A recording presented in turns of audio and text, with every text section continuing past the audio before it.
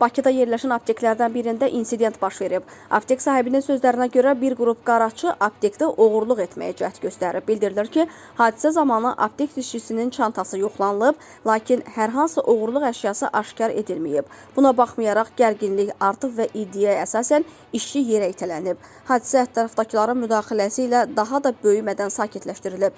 Məsələ ilə bağlı hüquq mühafizə orqanlarına müraciət edilib-edilmədiyi hələlik açıqlanmır.